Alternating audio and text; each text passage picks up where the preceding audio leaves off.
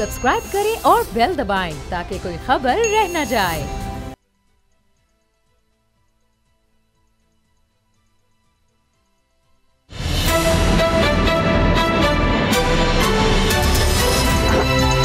अब पता चला।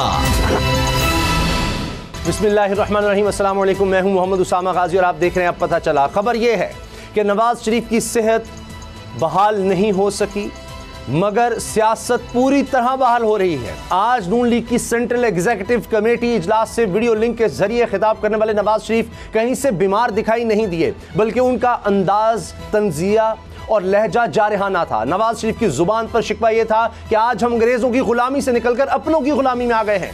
हम आज़ाद शहरी नहीं हैं, लेकिन वो वक्त दूर नहीं जब तमाम चीज़ों का हिसाब देना होगा। दो टोक फैसला किया है कि जिल्लत की जिंदगी नहीं जी सकता। नवाज शरीफ ने इजलास के शुरुका से सवाल किया कि जिस पार्लियामेंट के आप रुकन हैं वो कितनी खुद मुख्तार है। मुझे लोगों से पता चलता है कि इस पार्लियामेंट को कोई और चला रहा है। दूसरे लोग पार्लियामेंट में आकर बताते हैं कि आज एजेंडा क्या होगा। पार्लियामेंट को रबर स्टैंप बना दिया गया है। नवाज शरीफ ने बगैर नाम लिए कहा कि जिसे लाए हैं इसका जहन खाली है, पछता तो रहे होंगे। आप लाए तो आपको ही जवाब देना होगा। ये बंदा तो कसूरवार है ही, लेकिन लाने वाले असल कसूरवार हैं, इसका जवाब भी इन्हें देना होगा। मियां साहब ने कानून की पासदारी की बात तो की, लेकिन इस्लामाबाद हाई कोर्ट के सख्त रिमार्क्स पर अफसोस का इजहार भी किया। अफसोस तो होगा क्योंकि अदालत ने मुसलसल गैर हाजिरी पर नवाज शरीफ को इश्तिहारी करार देने की कार्रवाई करने का फैसला किया है। नवाज शरीफ के इजहार अफसोस पर सवाल यह भी है कि क्या नून लीग को सिर्फ वही अदालतें और जजेस पसंद हैं जहां इनके हक में फैसला आए, जहां फैसला खिलाफ हुआ नहीं, सियासी इंतकाम का शोर मचाकर इदारों को मुतनाज़ा बनाने की कोशिशें शुरू हो जाती हैं। आज के दिन इस्लामाबाद हाई कोर्ट नवाज शरीफ के बैरून मुल्क जाने पर क्यों बरहम थी, जरा अदालती कार्रवाई पर नजर डाल लेते हैं। किस तरह के रिमार्क्स पाकिस्तान की अदालत ने दी हैं, इस्लामाबाद हाई कोर्ट ने दिए हैं, जहां से इनको जब रिलीफ मिला तो बड़ी तारीफें होती थीं। अब सुनिए, नवाज शरीफ का बैरून मुल्क जाना पूरे निज़ाम की तज़हीक है। जस्टिस मोहसिन अख्तर क़यानी साहब के रिमार्क सामने है, यानी मजाक उड़ाया गया है पूरे निज़ाम का। मुल्ज़िम को पता है वो सारे निज़ाम को शिकस्त देकर गया। नवाज शरीफ वहां बैठकर पाकिस्तान के सिस्टम पर हंस रहा होगा। जस्टिस साहब ने यह बात कही है। लंदन एवन फील्ड अपार्टमेंट्स पर पाकिस्तानी हाई कमीशन का नुमाइंदा दोबारा वारंट की तामील के लिए गया। अपार्टमेंट्स पर मौजूद शख्स ने वारंट गिरफ्तारी वसूल करने से इनकार कर दिया। देखिए जरा कि कितनी दीदा दिलेरी है। पाकिस्तान के बारे में बात करते हैं, पाकिस्तान की अदालतों को मानते नहीं है। यह निहायत शर्मनाक बात है। इस मामले पर अदालत फैसला देगी। जस्टिस मोहसिन अख्तर क़यानी साहब ने ये रिमार्क्स दिए हैं कि शर्म की बात है और अदालत अब अपना फैसला इस पर जरूर सुनाएगी। आइंदा वफाकी हुकूमत को भी ख्याल रखना चाहिए कि किसी को बाहर जाने देना है या नहीं, ये अदालत अब कह रही है। इसका मतलब है कि अब मरियम साहिबा के लिए बहुत मुश्किलात हैं। जितनी कोशिश वारंट पहुंचाने में लग रही है, कई साइलिन को रिलीफ दिया जा सकता है। अंदाजा लगाएं कि सारी हुकूमत अब इस तरफ जा रही है, किस तरह वापस लाया जाए। काबीना में बात हो रही है, क्या जानबूझकर अदालती कार्रवाई से राह फरार इख्तियार की जा रही है। जस्टिस आमिर फारूक साहब ने यह बात कही है।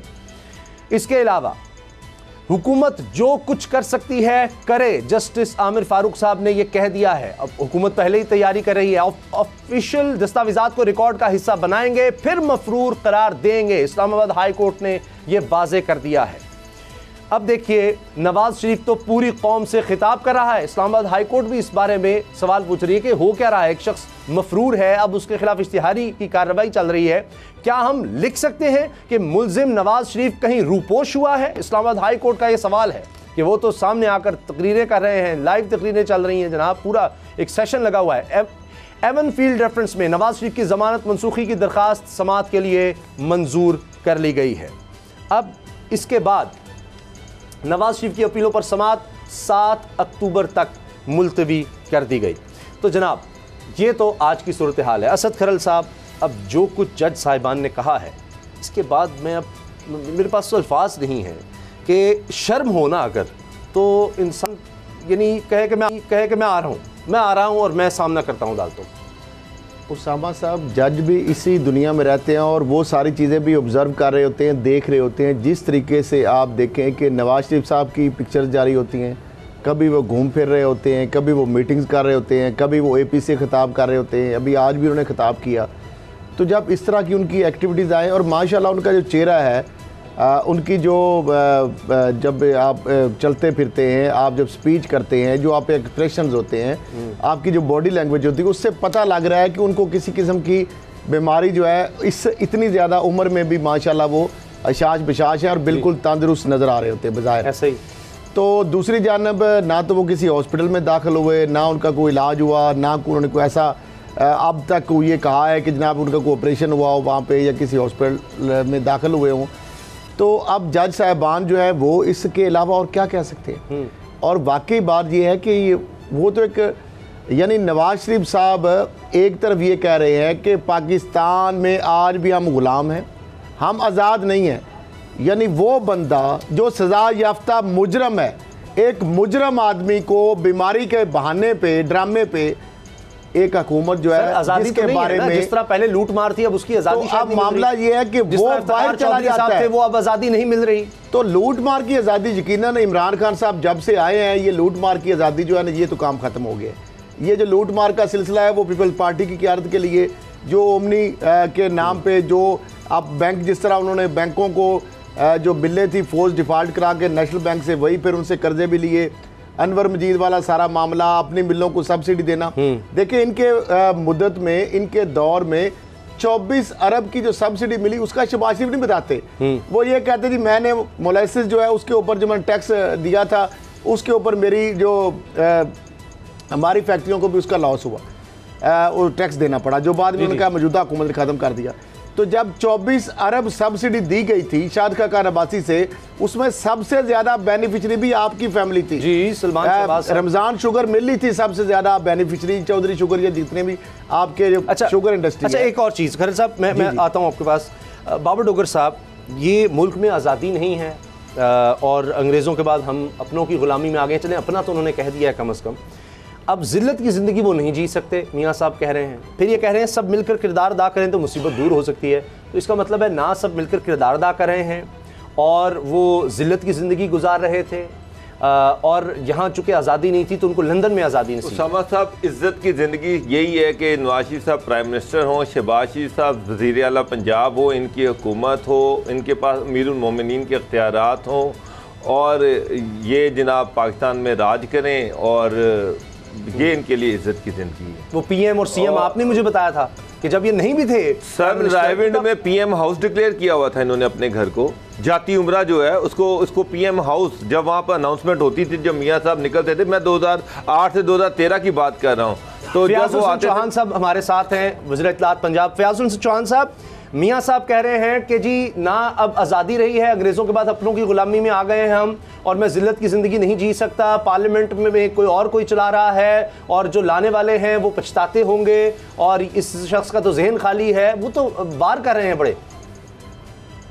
बिस्मिल्लाहिर्रहमानिर्रहीम। देखिए उनकी मत मारी हुई है, उनकी अकल बिगड़ी हुई है।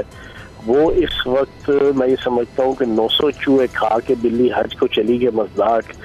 सारी जिंदगी फौज की गोद में बैठ के इक़्तिदार शुरू करने से लेके इक़्तिदार की इंतहा पीक जो है ना उसको एंजॉय करने के बाद अब ये चले हैं जना नेल्सन मंडेला बनने। हालांकि बुनियादी तौर पर ये इकबाल मंडेला है। तो मैं ये समझता हूँ कि इनकी ये इनकी फ्रस्ट्रेशन है, इनका डिप्रेशन है, इनका कम्प्लेक्स है और इनके खिलाफ जो इनके खानदान के खिलाफ, इनकी बेटी के खिलाफ, इनके रिश्तेदारों के खिलाफ पहली दफा पिछले 4 सालों में जो एहतसाब का एक सही मायनों में प्रोसेस स्टार्ट हुआ है और ये बेनकाब होके नंगे होके रह गए हैं। अब ये समझते हैं कि शायद उसका बदला लेने के लिए कोई रियासत से, रियासती इदारों से, अदालती इदारों से कोई पंगा कर लेंगे। ये जो बयान देते हैं, ये जो स्टेटमेंट देते हैं, उसके बाद रुसवाई आती है इनके खाते में और कुछ भी नहीं आता। यहाँ तक है इस वक्त मीम लीग की, मैंने आज दिन को भी प्रेस कॉन्फ्रेंस में कहा, नून लीग बाहर चली गई, शीन लीग अंदर चली गई, पीछे रह गई मीम लीग। मीम लीग ने जनाब कल शहबाज शरीफ साहब को परसों बना दिया अपना इमाम और आज के बाद जनाब मीम लीग नारा मारती फिरती है, हमारा नाम है जो करप्शन नाम है, शहबाज शरीफ जिसका नाम है, मनी लॉन्ड्रिंग में जो बेलगाम है, हमारा वो इमाम है। इन्होंने जिस लीडर को जनाब इनके सुप्रीम कोर्ट ने ताहयात और वाहयात लायल करार दिया उसको कायद बना दिया, जो करप्शन और मनी लॉन्ड्रिंग में अंदर हो गया अदालतों के फैसलों से उसको इमाम बना लिया। कल कैप्टन सरदर भी पकड़ा जाएगा तो ये उसको खलीफा बना देंगे। बस ये इस किस्म की बवेलियां मारने, बाप बेटी लगे हुए हैं। अच्छा। शहबाज शरीफ को अंदर कर दिया है, शहबाज शरीफ बेचारे को किधर जाए। फयाज साहब, सुप्रीम कोर्ट ने इन्हें सिसिलियन माफिया और गॉडफादर करार दिया। इस्लामाबाद हाई कोर्ट ये कह रही है कि वो सारे निज़ाम को शिकस्त देकर गया, वहाँ बैठकर पाकिस्तान के सिस्टम पर हंस रहा होगा। इमरान खान साहब इस सिस्टम को दुरुस्त करने आए थे, वो भी इमरान खान के होते हुए इस सिस्टम को शिकस्त देके बाहर चले गए। देखें, बात यह है कि इमरान खान साहब को फिर उतनी ताकत और उतनी पावर मिल जाती, बदकिस्मती से जो है ना इतनी पोलराइज हुई थी पॉलिटिक्स कि हमें उस तरह की 2/3 अक्सरियत ना सेनेट के अंदर है, ना कौमी असम्बली के अंदर है, ना सूबाई असम्बली के अंदर है। उसके बावजूद वज़ीर आज़म पाकिस्तान इमरान खान साहब ने जो स्टैंड लिया हुआ है कि एहतसाब के इशू के ऊपर नैब को आज़ादाना काम करने दिया जाएगा। रस्ते में जिस पिछली नैब होती थी चौधरी कमरुज़्ज़मान की, जो इस तमाम आर्ट एसोसिएशन के घर की बांदी और लौंडी और मुलाजमा नौकरानी थी, और 156 मेगा स्कैंडल के ऊपर जो है ना वो सांप बन के बैठी हुई थी पिछले कई सालों से, और 1% भी कोई एक्टिविटी करने को तैयार नहीं थी। लेकिन वज़ीर आज़म पाकिस्तान इमरान खान साहब ने उसी नैब को जो है ना बिल्कुल फ्री हैंड दिया, वो अपनी मर्जी से काम कर रहे हैं। जिस हद तक पाकिस्तान की मुआशी, माशरती, सियासी, अदालती बेहतरी हम कर सकते हैं, हम कर रहे हैं कवानीन साजी के साथ भी, और अपनी डिटर्मिनेशन और अपनी जनाब हिम्मत और जरूरत और इस्तेकामत के साथ भी वज़ीर आज़म पाकिस्तान इमरान खान साहब। लेकिन बहुत सी हर्डल्स हैं, बहुत सी वो आहिस्ता आहिस्ता इंशाल्लाह क्लियर होंगी। ये वाला टेन्योर जरा इन सारों को जनाब ये आल पाकिस्तान लूटमार एसोसिएशन एक बार कसी जाए ना, अगले इलेक्शन में 2/3 मेजॉरिटी के साथ इंशाल्लाह आएंगे तो और ज्यादा अच्छे तरीके से रिजल्ट देंगे। चौहान साहब, क्या नवाज शरीफ साहब को वापस लाने में मौजूदा हुकूमत कामयाब हो जाएगी अदालती अहकामात पर अमल दरामद करवाने में? ही उनको ला सकेगी पाकिस्तान? देखो, बात ये है, मैं बड़ी खुल के बात करूंगा, सच्ची और खरी बात करूंगा, इज्जत और एहतराम से करूंगा कि वजीर जना ये नवाज शरीफ साहब वजीर आजम पाकिस्तान इमरान खान साहब की या PTI की हुकूमत की तनहा मर्जी और मंशा मन तमन्ना से बाहर नहीं गए। इसमें इस्लामाबाद हाई कोर्ट का भी किरदार है, इसमें लाहौर हाई कोर्ट का भी किरदार है, ठीक है ना जी। इसमें मीडिया का भी किरदार है, इसमें डॉक्टर अदनान के टीकों का भी किरदार है, इसमें बेगम सफदर अवान की ट्वीटों का भी किरदार है। ये सारे हम लोग मिलजुल के जनाब एक पूरा पैकेज हमने बनाया था कि जनाब खुदा खासा मफरूरुद्दीन जनाब वो अल्लाह पाक करम करे तो मौत का फरिश्ता उनको तलाश करता फिर रहा है, और उनको फिर जनाब सारों ने मिलकर जनाब बाहर भेजा इलाज के लिए। यार इलाज हो जाए, कहीं रियासत के मत्थे ना लग जाए ना, कहीं जनाब ये माशरे और सोसाइटी और हुकूमत और रियासत के जनाब मत्थे पर लग जाए। लेकिन वो सुल्तान मफरूरुद्दीन जब यहाँ से गए हैं उसके बाद से जनाब उन्होंने इलाज कराना तो दोबारा नहीं किया। अब आप कह रहे हैं सबका किरदार है, बात दुरुस्त है, क्या सब वापस लाने में किरदार अदा कर सकते हैं? डॉक्टर यास्मीन राशिद साहिबा भी तो हैं, फिर क्या उनका भी किरदार हम कहेंगे? डॉक्टर महमूद अयाज भी हैं। आपकी आवाज मुझे समझ नहीं रही। डॉक्टर यास्मीन राशिद साहिबा का भी क्या किरदार आप समझते हैं कि इसमें है मियां साहब के बाहर जाने में? सुनो, मैंने अभी तक पिछले 1 साल होने वाला है सुल्तान मफरूरुद्दीन साहब को फरार हुए यहाँ से, मैंने कम से कम एक लफ्ज ये नहीं कहा कि उनकी रिपोर्टें गलत थी या उनकी रिपोर्टों के हवाले में कोई फौजरी हुई है, कोई फला हुआ है। यार मान लिया यार वो ठीक ही, वो नौज़बिल्लाह माज़अल्लाह मरने के करीब थे। डॉक्टर अदनान के टीके और जनाब बेगम सफदर अवान के ट्वीट जो हर 3 मिनट बाद ट्वीट आता, अब प्लेटलेट्स इतने गिर गए, अब इतने गिर गए, फिर साथ ही हर 5 ट्वीट के बाद 6वां ट्वीट आता था कि अगर इनको कुछ हो गया तो जिम्मेदारी जनाब इमरान खान की होगी, वज़ीर आज़म पाकिस्तान, हुकूमत पाकिस्तान की होगी, हुकूमत पंजाब की होगी, सरदार उस्मान बुज़दार साहब की होगी। अजीब किस्म का जो माहौल बना था, मान लिया ठीक था, लेकिन फिर जिस प्ली के ऊपर उनको अदालतों ने बाहर भेजा, जिस जनाब जमानत के टर्म्स एंड कंडीशन के ऊपर बाहर भेजा, उनको तो वो पूरा नहीं किया उन्होंने। चौहान साहब बात दुरुस्त है, लेकिन खरल साहब का सवाल वही कि अब चले मान लेते हैं मीडिया भी था, ट्वीट्स भी थी, टीके भी थे, सब कुछ था, अदालतों के अपने फैसले हैं, हुकूमत भी मजबूर हुई, तो फिर अब क्या सब मिलकर वापस नहीं ला सकेंगे? जाने तो दिया सबने मिलकर। सर अब करेंगे ना, अब सीरियसली कोशिश करेंगे सर, उन्हें बताएंगे जनाब नहीं जनाबे वाला इल्ताफ हुसैन पार्टू जो है ना पाकिस्तान ना अफोर्ड कर सकता है और ना पाकिस्तान की अवाम अफोर्ड कर सकती है, ना पाकिस्तान की रियासत कर सकती है। इल्ताफ हुसैन का जना से इतना तजर्बा हासिल कर लिया है पाकिस्तान के रियासत में भी, अदालती इदारों में भी, रियासती इदारों में भी, कि अब किसी नकम्मे और नाअहल को और किसी करप्ट और बदयानत को और किसी मुल्क दुश्मन ताकती या नॉन इंटेंशनली खेलने वाले किसी पॉलिटिशियन को इजाजत नहीं देंगे कि वो अल्ताफ हुसैन पार्ट 2 बनने की कोशिश करे।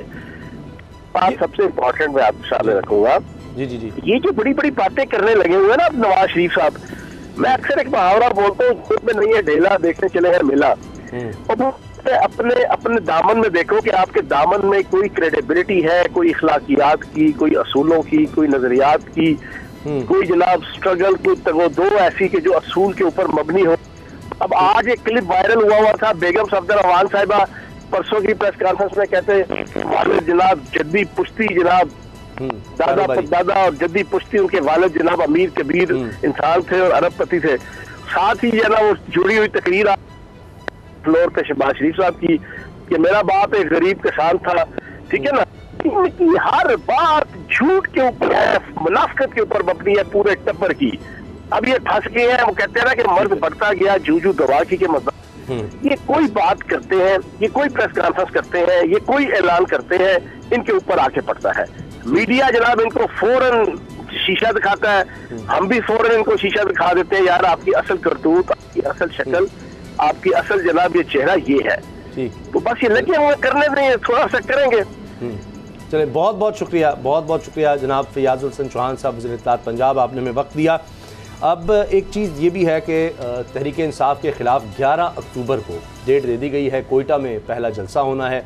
शाहिद खाकान अब्बासी साहब साबिक़ वज़ीर-ए-आज़म, उन्होंने बड़ी दिलचस्प बात की एक इंटरव्यू में। उन्होंने कहा कि जी फ़ाइनल कॉल से पहले ही सब कुछ हो जाएगा, काम बन जाएगा। पता नहीं अब ये वही बात है जो वकला तहरीक में हुआ था, कुछ इस तरह का ये सोच रहे हैं। अब फिरदौस शमीम नकवी साहब की अगर हम बात करें, यानी हुकूमत के लिए भी कुछ मुश्किलात हैं। ये क्यों हुआ कि फिरदौस शमीम नकवी साहब जो अपोजिशन लीडर थे सिंध असम्बली में, उन्होंने एक ऐसी बात कर दी कि ओन गोल, जिस तरह इमरान खान साहब ने खुद कहा जी कुछ लोग हैं हमारे जो ओन गोल कर देते हैं, अपने ही मुखालिफ यानी अपने खिलाफ ही गोल कर जाते हैं, स्कोर कर देते हैं। तो कुछ ऐसा ही शायद उनसे भी हो गया। क्या कहा था फिरदौस शमीम नकवी साहब ने, क्या अब उन्होंने इस्तीफ़ा भी पेश कर दिया है? पहले देखिए उन्होंने कहा क्या।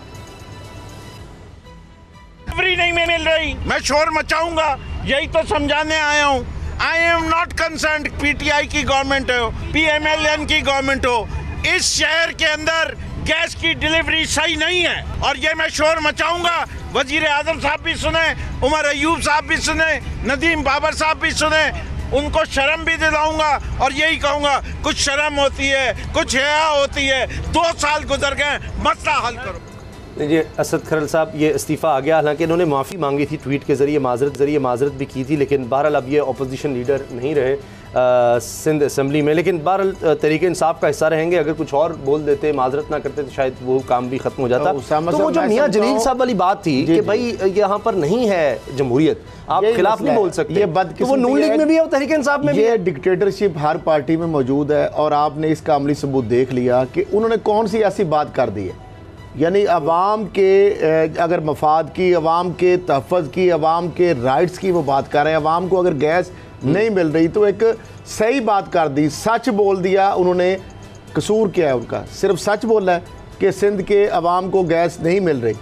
तो अगर उन्होंने ये बात कह दिया तो मेरा ख्याल है इसके ऊपर पार्टी का उनसे इस्तीफा लेना नहीं, वो कह रहे हैं मैंने खुद दिया, अखलाक की तौर पर खुद दिया, पार्टी के दबाव पे दिया है। मैं वो सामने रख रहा हूं, आप खुशी कोई नहीं देता क्योंकि बुनियादी कारकुन भी मौजूद हैं, एमपीए भी हैं। कर लिया जब उन्होंने ट्वीट कर लिया, जब उन्होंने अपोलोजाइज किया तो क्यों किया? इसका मतलब है उनके ऊपर दबाव था, उसके बावजूद उनकी माफ़ी भी तस्लीम नहीं की गई, फिर उनसे इस्तीफा ले लिया गया। तो मेरा ख्याल है इमरान खान साहब को, जो खुद कहते हैं हाई मॉरल ग्राउंड पे खड़े होते हैं कि जनाब डिक्टेटरशिप है, जरदारी की पार्टी में, पीपल्स पार्टी में डिक्टेटरशिप है, नवाज शरीफ साहब और नून लीग की जो पार्टी है वहाँ पे डिक्टेटरशिप है, तो पीटीआई में तो जो एक अच्छी रवायत कायम करे।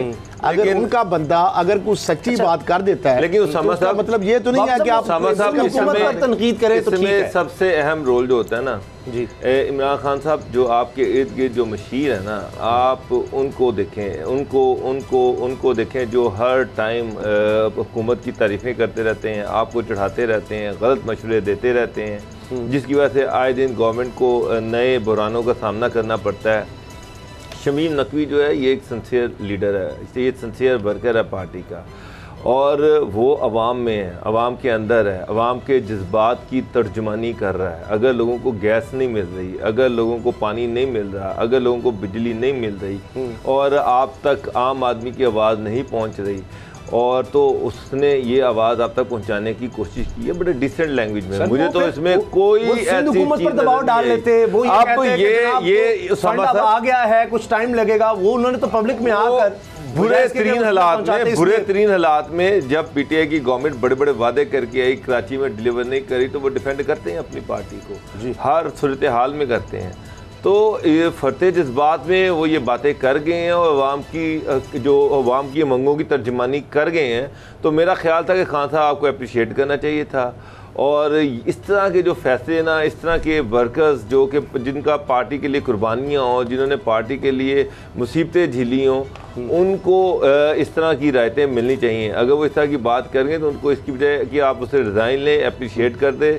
अगर अदरवाइज ये गलत प्रेसिडेंट है, ये मैं आपकी बात मानता हूँ, लेकिन काबीना में भी ऐसा होता है, काबीना में भी वुज़रा एक दूसरे के खिलाफ बात करते हैं। कभी श्री मज़ारी साहिबा के खिलाफ बात होती है, वो दूसरों के खिलाफ बात करती हैं। कभी असद उमर साहब आ जाते हैं, शाह कुरैशी साहब, कभी फवाद चौधरी साहब, इस तरह फैसल बाट, यानी कि एक दूसरे के खिलाफ बात होती है। उस पर भी उन्होंने मना किया। कई दफ़ा इमरान खान साहब ने कहा कि चुप कर जाओ, वो खबरें बाहर आ जाती हैं। ये तो उन्होंने सबके सामने ही कर दिया ना। नदीम बाबर साहब भी कह रहे हैं, उमर अयूब साहब, अब ये काबीना का हिस्सा लोग हैं, तो फिर इमरान खान साहब कहेंगे जी मेरे खिलाड़ी एक दूसरे के दस्तों गिरबान हो रहे हैं, तो इनको डिसिप्लिन सिखाना पड़ेगा। उन्होंने कौन सा उनके खिलाफ कोई इल्जाम लगा दिया? डिसिप्लिन की बात गैस नहीं मिल रही भाई। उन्होंने तो कहा कि मैं एनर्जी मिनिस्टर से कहता हूँ, प्राइम मिनिस्टर से कहता हूँ कि आम आदमी को गैस नहीं मिल रही। उन्होंने कोई इल्जाम लगाया, कोई करप्शन का इल्जाम लगाया, कोई चोरी का इल्जाम लगाया। उन्होंने कि आम आदमी की आवाज पहुंचाई है वहां तक, उससे क्या पार्टी को के लिए बुरा नाम आ गया? आप एनर्जी मिनिस्टर का काम है कि उसको इंश्योर करे, बजाय कि ये आता है कि पार्टी ये कहती, प्राइम मिनिस्टर ये कहते हैं, एनर्जी मिनिस्टर ये कहते हैं कि हमारा अपोजिशन लीडर है, हमारा अहम लीडर है, इसकी बात सुनी जाए और ये कोशिश की जाए कि कराची के लोगों को रिलीफ दिया जाए। आप लोगों की बात बंद करते जा रहे हैं, आएगी सिर्फ खाने के वक्त आएगी। वो काम तो कर रहे हैं उमर अयूब साहब भी और नदीम बाबर साहब भी, कि जब प्राइवेट लोगों को ठेका दे रहे हैं कि LNG ले आओ। असद खरल साहब, आपको क्या लगता है, आप सिंध के मामलात, कराची को बड़ा करीब से देखते हैं, अब अगला अपोजिशन लीडर कौन देख रहे हैं, हलीम आदिल शेख साहब या खुर्रमशेर ज़मान साहब, या हो सकता है अभी इन्हीं को कहा जाए? मेरा ख्याल है कि बिलाखिर इमरान खान साहब पहले भी रिकन्सिडर फैसलों को कर लेते हैं। मेरा ख्याल है कि इस्तीफा उन्होंने नहीं माना। हाँ, मेरा ख्याल है कि दोबारा ये अपने ओहदे पे आ जाएंगे। बहरहाल जाहिर बात है, रेस में तो खुर्रमशेर ज़मान भी है, हलीम आदिल शेख साहब भी हैं, लेकिन गवर्नर इमरान इस्माइल साहब भी इसमें शायद अपना रोल को प्ले करें। तो इनको में भी जो रिज़ाइन इनका है वो एक्सेप्ट ना किया जाए या वापस उनको कह दिया जाए कि आप एज ए अपोजिशन लीडर काम करें। लेकिन मैं समझता हूँ कि उनका कोई जुर्म नहीं है और कोई उन्होंने ऐसी गलत बात नहीं की। और ये वो नोश्ता दीवार है जो कि कराची के अवाम से है। कराची के अवाम जो है उनको मसाइल बताते हैं और उन्हें मुतालबा किया, आपके सामने रखा है। जब आप हुक्मरान बनते हैं तो आप सच सुनना क्यों नहीं पसंद करते? सच जो सामने लिखा हुआ है उसको पढ़ना क्यों नहीं पसंद करते? ये क्या कुर्सी में कोई खराबी है कि बाहर से आपको सारी चीजें नजर आती हैं, सही बात लेकिन जब आप कुर्सी में बैठ जाते हैं तो ना आपको सच सुनने का हौसला होता है, ना सच सुनने का हौसला होता है। सर, ब्रेक का वक्त है, ब्रेक का वक्त है। ब्रेक के बाद बात करेंगे बाबरी में एक और जुल्म सामने आया, तमाम जितने मुजरिम थे उनको छोड़ दिया गया। तो ये साबित हो रहा है कि अब हिंदुस्तान एक हिंदू इंतहा पसंद रियासत बन चुका है, बनता चला जा रहा है। मुसलमानों के लिए वहाँ कोई जगह नहीं। ब्रेक के बाद बात करें।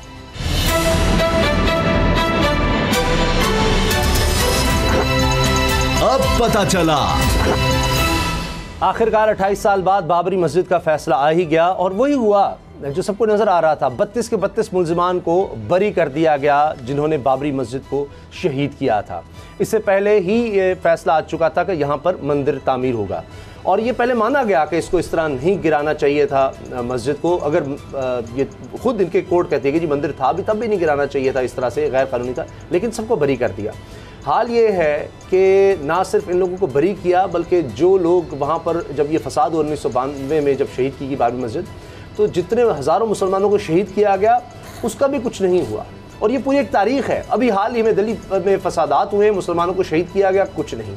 गाँव रक्षक के नाम पर झूठ बोल के कि जी गोश्त ले जाया जा रहा है, उस पर मुसलमानों को शहीद किया गया। सबके सामने वीडियोस मौजूद हैं, लोग एतराफ़ कर चुके, कभी किसी को सज़ा नहीं हुई।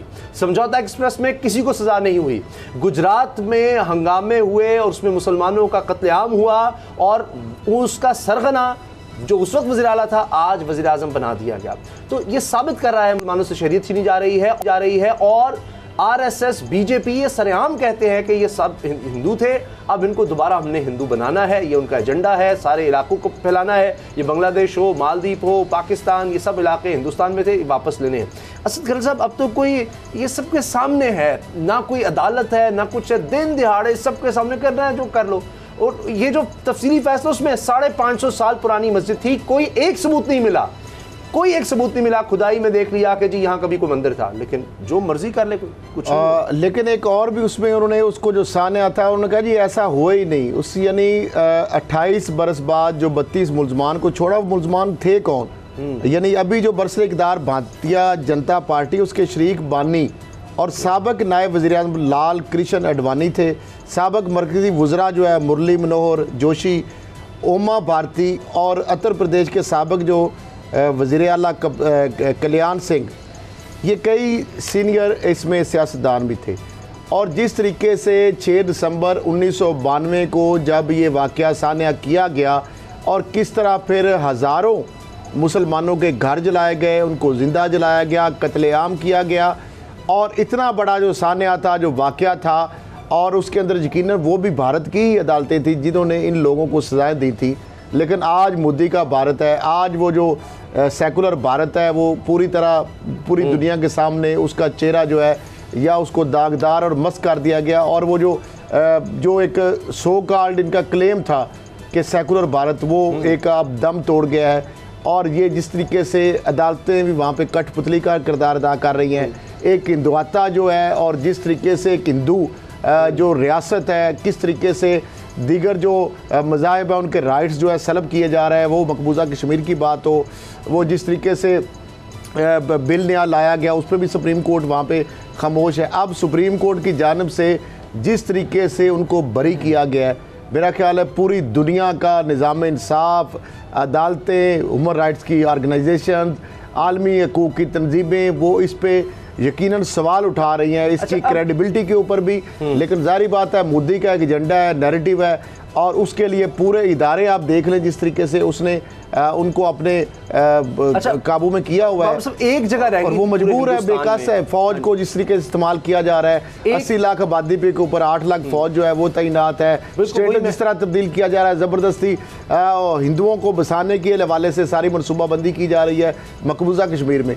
तो इस हिंदुस्तान के अंदर यही तोको की जा सकती थी। अच्छा बाबर साहब, अब एक ही जगह थी जहां मुसलमान एक बड़े इलाके में मेजॉरिटी में नज़र आ रहे थे, वो थी मकबूजा कश्मीर। अब उसको बदला जा रहा है। ये तो अब साबित हो गया कि मुसलमानों को यहाँ जीने नहीं दिया जाएगा। हिंदुस्तान में मुसलमानों को आज़ाद फ़ज़ा या कोई किसी तरह की कोई आज़ादी जिसको कह सकें वो नहीं मिलने वाली। उनके पास कोई रास्ता नहीं है, या तो वो अब एक हिंदुस्तान में अलग रियासत का इसी में से कोशिश करें, स्ट्रगल करें, वरना इसी तरह से वो आहिस्ता आहिस्ता मारे जाएंगे, या उनको ज़बरदस्ती उनका मज़हब तब्दील करवाया जाएगा शरीयत के नाम पर कि अगर तुम गैर मुस्लिम हो जाओ तो तुम्हें शरीयत मिल जाएगी, वरना वो जेलें बना रहे हैं, सबको नज़र आ रहा है। वैसे गुर्बत है और अरबों रुपए लगा रहे हैं वो बेकार कैंप बनाने पर। उसामा साहब, एक साजिश के तहत मुसलमानों के लिए और माइनॉरिटीज़ के लिए तमाम रस्ते बंद किए जा रहे हैं। आज ये जो फैसला आया है, ये फैसला जो है ये साबित करता है, ये इस अदालत का फैसला साबित करता है कि भारत की अदालतें जो हैं वो आरएसएस के हाथों में एक कठपुतली हैं। वो उनके आरएसएस और बीजेपी के एजेंडे की तकमील कर रही हैं। आप मुझे बताएं कि इस फैसले में 2 फैसले हैं। एक फैसला तो ये कि उन्होंने सारे मुल्ज़मान को बरी कर दिया, और दूसरा ये कहा कि इसके पीछे कोई प्लानिंग नजर नहीं आ रही, लग रहा है कि ये किसी प्लानिंग के तहत नहीं किया गया। मुझे बताएं, LK अडवाणी, उसके बाद मनोहर जोशी, उमा भारती, कल्याण सिंह, ये जो बड़े बड़े नाम हैं, उस वक्त LK अडवाणी ने जो रथ यात्रा शुरू की पूरे इंडिया में रथ यात्रा शुरू कर दी और बाबरी मस्जिद की को शहीद करने के लिए हिंदुओं को भागना शुरू कर दिया। उसी तरह एक और तहरीक राम जन्मभूमि जो है वो उसने स्टार्ट कर दी और उसका वाहिद मकसद ये था कि आरएसएस के गुंडों को तैयार किया जाए और उनको एक्टिव किया जाए कि ये बाबरी मस्जिद की तरफ मार्च करें और उसको शहीद कर दें। दोनों तहरीकें उसी दौर में स्टार्ट की गई। उसके पीछे वाहिद सोल एजेंडा ये था कि बाबरी मस्जिद को शहीद किया जाए और यहाँ पर राम मंदिर जो है उसकी तामीर की जाए। और सारी दुनिया का मीडिया, BBC क्या, CNN क्या, सारी दुनिया का जो मीडिया, इंटरनेशनल मीडिया जो है वो यही लिख रहा है कि ये सारा कुछ एक प्लानिंग के तहत किया गया। सारी दुनिया को नजर आ रहा है, अगर किसी को नहीं नजर आ रहा तो भारत की इस अंधी कोर्ट को नजर नहीं आ रहा, कठपुतली कोर्ट का नजर नहीं आ रहा कि ये एक प्लानिंग थी। आप देखें किस तरह सफाई से। और फिर आज भारत के जो लॉ मिनिस्टर हैं वो LK अडवाणी के घर जाते हैं, फूलों का गुलदस्ता लेके जाते हैं और उनको मुबारकबाद देते हैं और मस्जिदें और ये मेरी बात सुने, स्टेट को तो इसमें न्यूट्रल होना चाहिए। ये मामला था मुसलमान और हिंदुओं के दरमियान, फैसला कोर्ट ने करना था, स्टेट ने गैर जानिबदार होना था।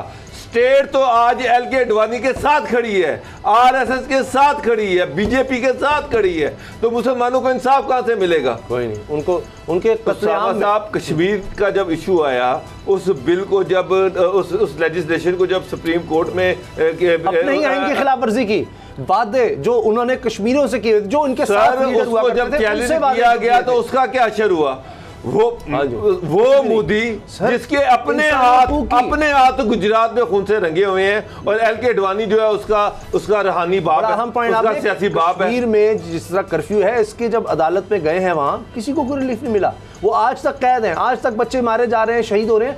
यानी ये अदालतें जो है इनकी वाकई ये उस माने में सर जो गुजरात में मुसलमानों को शहीद करे वो प्राइम मिनिस्टर वहां पर बन गया।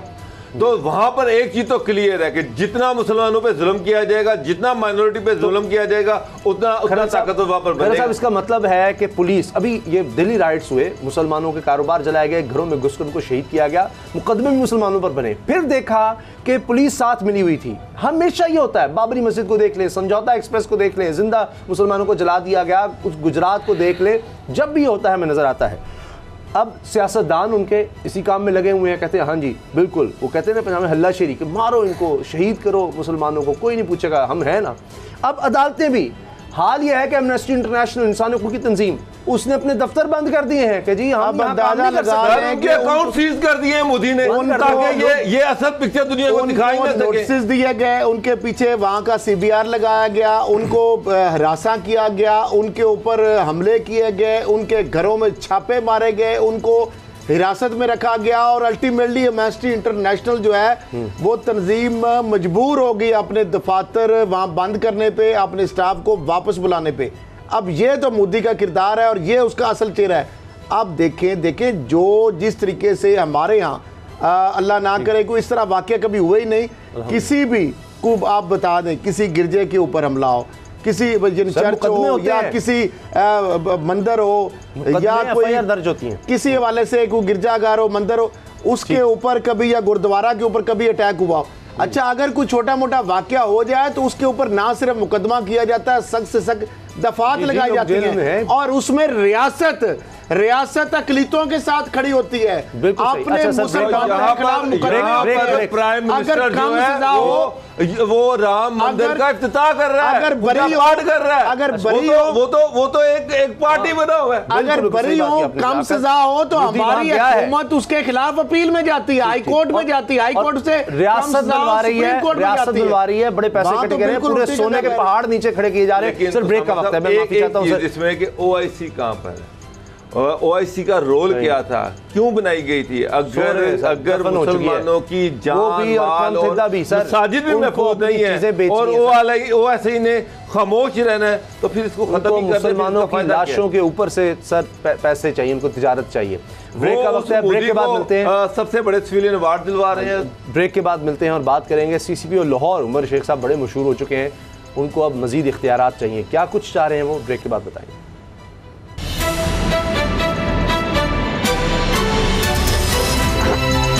अब पता चला CCPO लाहौर उमर शेख साहब कौन नहीं उनको जानता, अपने रिमार्क्स की वजह से बड़े मशहूर हैं। अभी फिर एक वीडियो सोशल मीडिया पे वायरल हो गई जब उनको पार्लियामेंट में बुलाया गया कमेटी के सामने और उन्होंने कहा कि मेरा हाफजा कमज़ोर है। फिर वहाँ पर एक कंट्रोवर्शियल बात सामने आ गई कि जी वो खातून खामन की इजाज़त बगैर निकली थी। बहरहाल वो उसका कॉन्टेक्स्ट मुख्तलिफ हो सकता है, फिर वो बेचारे माजरत करते फिरते। अब उन्होंने एक और काम किया, उन्होंने ख़त लिखा है कि जी CCPO को इख्तियार दिया जाए DSP की तब्दीलियों का, उनके तबादलों का, तकर्रुर का कि किसको कहाँ लगाना है, ताकि एक ताकतवर CCPO बनना चाहते हैं और एक अपनी टीम बनाना चाहते हैं। साथ ही वो ये भी चाहते हैं कि माजी की तरह से इख्तियारात हों, यानी जिस तरह पहले जराइम को ख़त्म करने के लिए काम किए जाते थे, सख्त इक़दाम उठाए जाते थे, उस तरह के होने चाहिए लाहौर में। अब उनका इशारा क्या पुलिस मुकाबलों की तरफ है। असद खरल साहब, आपके ख्याल में वो कहती है एक ताकतवर CCPO बनना चाहते हैं, इस तरह से वो याद रखे जाना चाहते हैं। 3 महीने का उन्होंने कहा कि अगर मैं बेहतर ना कर सकूं, ये पहले कह चुके हैं, वज़ीर आज़म को भी शायद ये यकीन दहानी करवाई है, वैसे भी उन्होंने स्टेटमेंट दी है, तो जनाब फिर आप देख लीजिएगा, मुझे 3 महीने दे दें। फिर बहुत से लोगों को जेलों में डाल रहे हैं पकड़ के, कोई फ़ोन कॉल नहीं सुनता, कोई डिसिप्लिन की खिलाफ वर्जी करता है, किसी को डांट पड़ती है, कोई कहते हैं जी इस्तीफ़ा दे गया, अगर कोई गलत काम करता है वो कहते हैं जी वही आपने खबर ब्रेक की थी कि जी वो तो कह चुके हैं जी मार्शल लॉ की तर्ज पर ये पुलिस के खिलाफ। देखिए उसामा साहब, CCPO साहब ने जो इमरान खान साहब से बात की, जो उन्होंने दावा किया था और 3 माह के अंदर उन्होंने कहा कि लाहौर जो है बदलता हुआ नज़र आ जाएगा। अब 8-10 वाक़यात तो मेरे नोटिस में है। एक फ़ॉरेन ऑफिस के बाहर वाक़या हुआ कि डॉक्टर्स अंदर जा रहे थे, एक पुलिस वाले ने उनसे बदतमीज़ी की, उसकी वीडियो सामने आई। 2 SSP को उन्होंने इंक्वायरी ऑफिसर मुकर्रर किया और उस हेड कांस्टेबल और कांस्टेबल जिन्होंने डॉक्टर से बदतमीज़ी की थी उनको उन्होंने गिरफ़्तार कराया, उनके खिलाफ मुकदमा दर्ज किया। एक स्वीडन की खातून से 2010 से उसके जायदाद के ऊपर अहम जो ताकतवर जो शख्सियात है उन्होंने कब्ज़ा किया हुआ था और उसकी कई सुनवाई नहीं हो रही 2010 से। वो खातून का जो वॉइस नोट है जो मैंने सुना है, वो कहती है कि मैं CCPO ने मुझे बुलाया, 1 दिन के अंदर 10 साल पुराने केस का 1 दिन के अंदर उन्होंने मुझे इंसाफ दिया।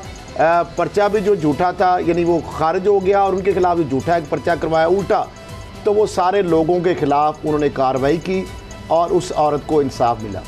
फिर उससे पहले वो लाहौर रिंग रोड पे गए, उन्होंने कॉल की कि जनाब आम शहरी बनकर हल्लों की चौकी में, और उन्होंने कहा जनाब ये तो थाना, हालांकि उनका कहना था थाना लगता था, उन्होंने कहा जी ये थाने बात करें, तो उन्होंने जाके उस हेड कांस्टेबल मुहर्रर को उनके खिलाफ मुकदमा दर्ज कराया और इस तरह जेल में डालो। अच्छा फिर इंस्पेक्टर को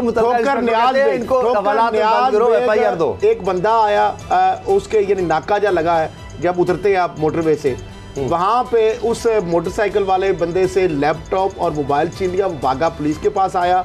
पुलिस वाले जो वहाँ पे खड़े थे उन्होंने थाने और चौकी वालों को बुलाया, वो सब इंस्पेक्टर साहब आए और उन्होंने कहा आप इस तरह करें, कहाँ से आए, उनके 100 रुपया किराया आपको दे रहे हैं हम, आप चले जाएं और सुबह आप थाने इस मोबाइल की और लैपटॉप की रसीदें लेके आ जाना, अगर रसीदें मिल जाए तो आ जाना। तो CCPO साहब ने उनको भी कहा कि आओ आपको मैं रसीदें देता हूँ, उनके खिलाफ मुकदमा दर्ज किया। मामला यह है कि पुलिस वाले भी तो बिगड़े हुए हैं और DSP के इख्तियार जो उन्होंने मांगे हैं, मैं समझता हूँ कि अगर कोई बंदा भी उसको आप अगर जिम्मेदारी देते हैं तो DSP के इख्तियार, अगर DSP भी CCPO नहीं तब्दील कर सकता तो फिर वो कैसे डिलीवर कर सकेगा। और ये 2011 में जावेद इकबाल साहब जब IG थे उस वक्त ये पॉलिसी थी, CCPO और RPOs जो थे वो अपने जो DSP की तकर्री कर सकते थे, तो उसी हवाले से उसी रेफरेंस को जो कि बाद में वापस हो गए इख्तियारात। अब मेरा ख्याल है कि ये IG साहब भी इस पे जो उनकी तरफ से यही कहना है कि जो तो कह चुके हैं उसके मुताबिक IG को बुला करके CCPO से पूरी तरह तामुन करो। अच्छा बाबर साहब से, बाबर डोगर साहब, क्या ये सही तर्ज अमल होगा? मैं यही अर्ज़ करना चाह रहा हूँ कि अमूमन मैंने जितने भी CCPOs आए हैं लाहौर में, तो मैंने देखा कि उनकी और IG के दरमियान एक अच्छा वर्किंग रिलेशनशिप होता है और CCPO लाहौर जिस DSP का नाम भेजता है कि इसको इधर लगा दिया जाए, उसको इधर लगा दिया जाए, अमूमन IGs जो हैं वो उसको ओब्लाइज करते हैं, बल्कि वो उनको इख्तियारात तफवीज़ भी कर देते हैं कि चलें ठीक है, जो CCPO साहब जो जिसको जहाँ लगाना चाहते हैं लगा लें, हमें कोई एतराज़ नहीं होगा। अमूमन यही होता रहा है कि IGs जो है वो CCPO चूँकि उससे रिजल्ट लेना होता है तो उसको ये चाहते हैं कि ठीक है वो जो बंदा रिकमेंड करे उसको पोस्ट कर दिया जाए। अब ये सिस्टम तो अभी तक चल रहा है। और ये जो है उमर शेख साहब जो है, इस वक्त भी यही सिस्टम है कि उमर शेख साहब जो है जो वो चाहते हैं DSP लगवाने, जो उनको शायद ये चाहते हैं कि ये बंदे जो है ये लगने चाहिए, तो वो IG को लिख के दे दें, IG ऑफिस जो है उसको पोस्ट कर देगा।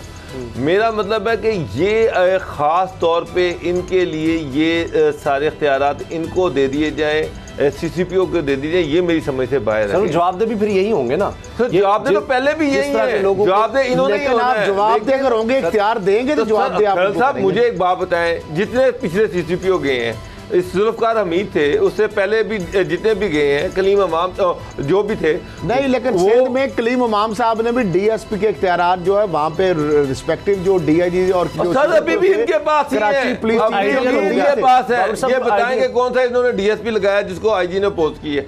नहीं, अभी तो वो एक होता है अपना रूट के जरिए थ्रू प्रॉपर चैनल जाना, एक होता है कि आप बराह रास्त कर सकते हैं, तो बीच में वो चाहते हैं कि वो टाइम जो एक डिलेइंग ग्रेड 17 की पोस्ट है DSP की, अगर और DSP के अमूमन तबादले इंटर डिस्ट्रिक्ट होते हैं, तो अगर सारे इनको अख्तियारात दे दिए जाएँ और इंटर डिस्ट्रिक्ट किसी का तबादला करना हो तो फिर क्या IG किसे इनसे अख्तियार वापस मांगेगा? तो उसको भेजेगा कहाँ? ये उनको सर अल्टीमेटली SHO ने तो डिस्ट्रिक्ट के अंदर रहना है, DSP ने मुख्तलिफ डिस्ट्रिक्ट में जाना है, तो उसके लिए IG के पास ही ये इख्तियार होता है। लेकिन मैं अपना नॉलेज बताता हूँ, अभी तक मैंने नहीं ये देखा कि CCPO लाहौर ने IG से कहा हो कि DSP को मैंने फलानी जगह पे लगाना चाहता हूँ।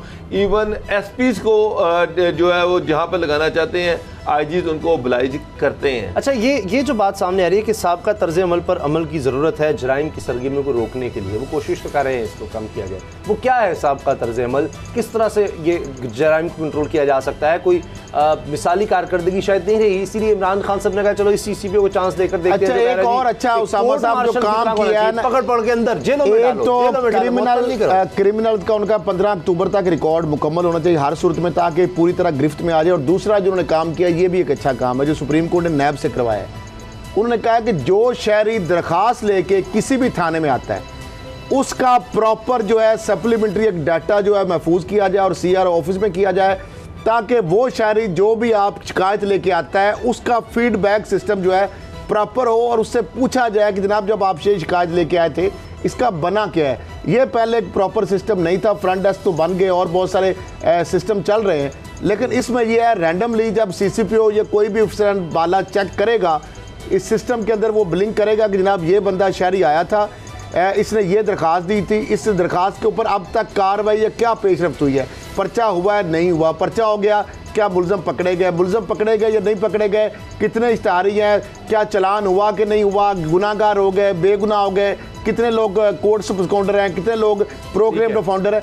तो मैं समझता हूँ ये भी एक सिस्टम है। तो CCPO कह रहे हैं कि अमली तौर पर वो चाहते हैं कि जब तक सख्त सजाएँ पुलिस वालों को नहीं दी जाएंगी, जब तक आवाम शहरियों का जो तहफ़्फ़ुज़ है वो जो एतमाद है पुलिस पे बहाल नहीं हो जाएगा, उस वक्त तक जो वो समझते हैं कि पुलिस जो है इसके ऊपर वो तब भी हो सकती है कि जब आवाम क्यों मुतमईन नहीं हो। सबसे ज़्यादा पुलिस वालों से पूछें आप तो वो कहते हैं जी सबसे ज़्यादा सजाएं या इस तरह की कार्रवाइयाँ पुलिस डिपार्टमेंट में होती हैं तो सबसे ज़्यादा पुलिस में ही होती हैं, फिर भी बाबर साहब पुलिस क्यों नहीं ठीक होती? क्या उसके बावजूद लोगों करने की जरूरत है? कौन नहीं जानता, कोई एक थाना बता दे जहाँ रिश्वत ना चलती हो, कोई एक थाना बता दे जहाँ फोन के बगैर आपका कोई काम हो जाएगा, कोई जिस तरह मॉडल होता है ना कि जी ये जगह है आपको ये मिल जाएगा, सारा कहीं चले जाए। सारा सिस्टम गलसड़ गया हुआ है, तबाह हो गया हुआ है। मुझे एक बात बताएं खरल साहब, यहाँ नैब है, ये लाहौर के 76 थाने हैं, हर SHO करोड़पति है, हर SHO, उसके घर में गाड़ियाँ कितनी हैं, उसका घर कहाँ पे बना हुआ है, उसके पास कितनी प्रॉपर्टी है, ज़रा चेक कर लें आप। हर SHO, कमज़ोर से कमज़ोर SHO भी 15-20 करोड़ रुपए की प्रॉपर्टी का मालिक है। कहाँ से इतना पैसा आ गया? मेरा उसकी तनख्वाह देखें, उसका लाइफस्टाइल देखें, उसकी अय्याशियाँ देखें, कहाँ से इतना पैसा आ रहा है, कहाँ से इतने रिसोर्सेज आ रहे हैं, सारी स्टोरी आपके सामने क्लियर हो जाएगी। लेकिन कोई देखे तो सही ना, कोई हालांकि IG ऑफिस में बकायदा अकाउंटेबिलिटी का बकायदा एक सेल बना हुआ है जो पुलिस वाले अफसरान की अकाउंटेबिलिटी की सुप्रीम कोर्ट की आंखों में पट्टी बंदी हुई है। प्रोग्राम देखने का बहुत बहुत शुक्रिया, दुआ में याद रखिए। अल्लाह हाफ़िज़।